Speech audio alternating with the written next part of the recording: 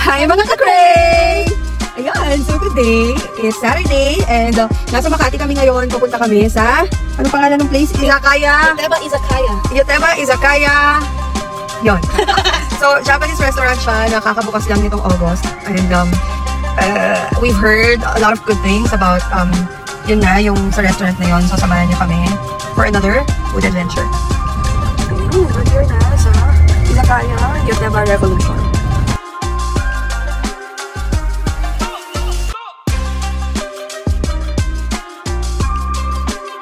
The price is near, pero yung images na ko. Wait na pala lang ng Ayan, so nandito na kami. Ito yung menu. This is not the updated price. Hindi ito yung updated price. Ito lang yung fixed price. So, kita lang natin quick. And then we're going to order. Ayan, like that. Marami kang gusto dito for sure. Ayan, okay. There. Everything is here? Yeah, that's why. They brought you here. Diba? O sige, order na muna kami. What was that? Ano naman? I saw Order na muna tayo. That's our order. So you have to order from the website. Ayan, so nakapag-place kami ng order.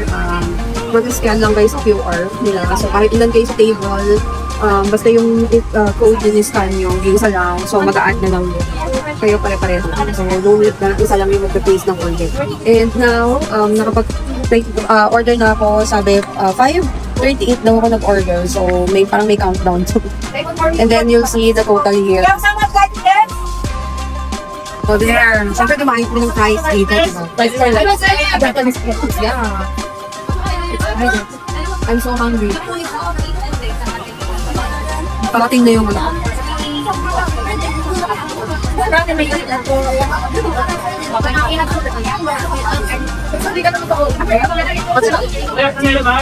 Scrap and mango salad. And I think it's so good. It looks so good.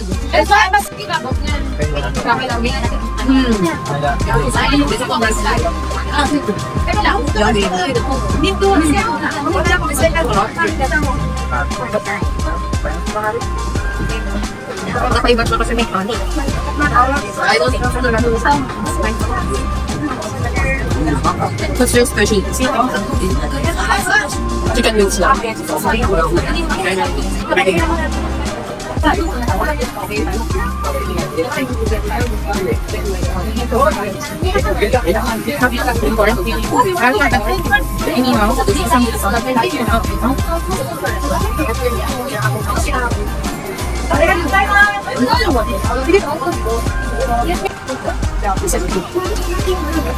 So it also has cabbage. Hindi ako makapaniwala sa business. It's so different from the others. That's because it tastes so good. It's very good. Everything's good.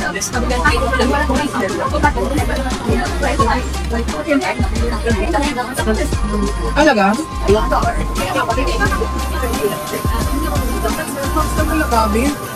Dami na ito ka. Mag-timbok ka.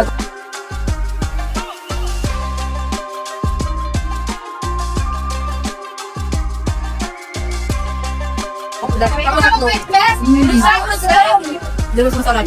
Chicken skin. And then this, ay budas, ay ibang lasa. Wala pa akong natikman din ganito. Ano ba yan? Sweet potato salad. And then yung shark sa kote. Yeah. Sweet potato, kamote. And then may soft boiled egg siya on top. Tapos meron siyang Japanese mayo. Good. Grabe yung wings. Masarap siya. Pero grabe, kasi kinakano ko ng spicy sa akin eh. Sobra yung spicy. Kaya yung finish that na. So what happened? Bakit mo naubos yun? Alin? No, busog. Eto? Busog. Nabusog na ako. Actually, ako ba salad ako. Sobrang dami naman kasi. Look at this. Super laki ng serving. Look at the pork itself. Tapos po, parang pantatlong tao na yan eh. Well, sa... Saka naman sa... Sige, dalawa. Actually, mga ka-pray. Medyo diet ako sa amin. Siguro naman napansin niyo, pumayat ako ng konti. Kasi pamilya namin, hindi kami napapansin yung mga kaya. Pero anyway, ngayon lang kami kumain ulit ng sobrang dami. Like ako, 3 days ako umad, 1 meal day. And then this, parang nabigla. Alam niyo ba, may order pa siya, hindi pa niya nagagalaw nito. Uy, nakapuha na ako ng isa. Ha? Yan ang tinatawag na takaw. Tingin. No. Pwede take out yan. Ito nga eh. I ate it. It's just that it's super malaki eh. Ako din naman kinain ko. Akala ko kasi kung tempura lang yung in-order ko, may rice pala. Balik naman mo.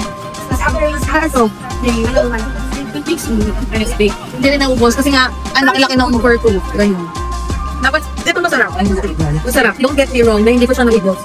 Sobra lang talaga ang spicy. Nagkamali ako. So, ang gagawin ko guys, Dapat original, tapos lalagyan mo na lang dito. yeah, take out ko yan and then pupunasan ko. Aalugin ko yung rub. Siguro naman hindi naka-spicy by that time na ininit ko. Ano pa? Ayan na, ito ang ubos. Yan. Corn. So, ano ba nasabi nyo? Si Chloe sir. So usually I would order from a Japanese restaurant, same as this, the katsu thingies, but it's always so small and usually it's really bitten sa akin, but now it's like a lot. So I was shocked because I usually finish this. Are you shocked in a good way? In a good way, yeah. Because I usually finish this, but now I cannot because it's too big. So it's a lot. Thanks. And it's so worth it for the price. How much is that? That's the fee. Diba? Hindi nga ako makapaniwala na kasi ito lahat yung in-order natin kasi nag-a-add lang sila sa basket tapos tinignan ko lang yung total. Ang alam ko lang yung in-order ko. Pero ang dami rin ng in-order. Pero it's okay. At least we've tried not everything. They have a lot on their menu ng mga kailangan pa namin na-try. Would rate this as 4.5 out of 5. Room for improvement yung 0.5.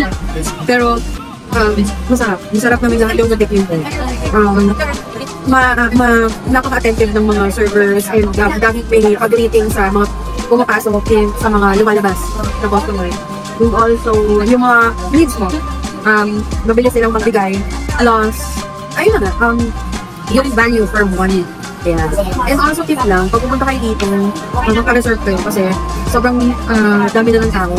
Nagkataon lang na kung meron kayo kasi wala kasing reservation pero nakakuha ka kami ng take. Pero at this time, wala na talaga. So, tagal yung waiting outside. Marami na outside. 4 over 5. Don't forget to like, share, and subscribe to our YouTube channel. Thank you for watching!